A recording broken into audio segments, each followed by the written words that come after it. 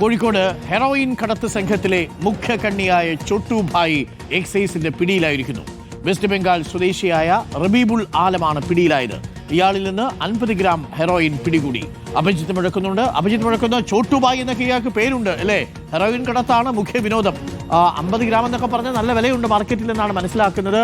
എങ്ങനെയാണ് പിടികൂടിയത്? നേരത്തെ ലഭിച്ച വിവരത്തിന്റെ അടിസ്ഥാനത്തിലാണോ Abhijith? Good morning. Arun, good morning. ലഹരിക്കടത്തിന്റെ കാര്യത്തിൽ ഇയാൾ ഒരു ബഡാഭായി ആണ് എന്ന് പറയേണ്ടി വരും. അങ്ങനെയാണ് ഇപ്പോൾ എക്സൈസ് നൽകുന്ന വിവരം. പല വലിയ അളവിലുള്ള ലഹരിക്കടത്ത് കേസുകളിലെയും പ്രതിയായിരുന്നു റബീബുൾ ആലം എന്ന ഈ ചോട്ടുഭായി. അങ്ങനെ ഈ എക്സൈസ് ഇയാൾക്കായി വല വിരിച്ചു. ഒടുവിൽ ഇന്നലെ രാത്രിയോടുകൂടിയാണ് കോഴിക്കോട് മുട്ടാഞ്ചേരി ഭാഗത്ത് നടത്തിയ പരിശോധനയിൽ ചോട്ടുഭായി പിടിയിലാകുന്നത്. ഇയാളിൽ നിന്ന് 50 ഗ്രാം ഹെറോയിൻ കണ്ടെത്തിയിട്ടുണ്ട്. വിപണിയിൽ ഏതാണ്ട് 2 ലക്ഷത്തിലധികം രൂപ വില വരികയും ചെയ്യും. നേരത്തെ സൂചിപ്പിച്ചതുപോലെ തന്നെ ഈ കോഴിക്കോടുള്ള ഇതര സംസ്ഥാന തൊഴിലാളികൾക്കിടയിലേക്ക് ഈ ഹെറോയിൻ വ്യാപകമായി എത്തുന്നു എന്നുള്ള വിവരം എക്സൈസിനുണ്ടായിരുന്നു. അങ്ങനെയാണ് എക്സൈസ് ഒരു പരിശോധന ആരംഭിച്ചത്, അന്വേഷണം ആരംഭിച്ചത്. ഈ അന്വേഷണമാണ് ഈ റബീബുൾ ആലം അഥവാ ഈ ചോട്ടുഭായിലേക്ക് എത്തുകയും ചെയ്തത്.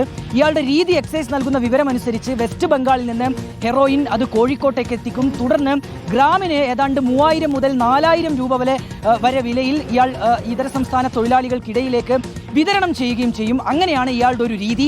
ഏതായാലും കൂടുതൽ അന്വേഷണത്തിലേക്ക് എക്സൈസ് കടന്നിട്ടുണ്ട്.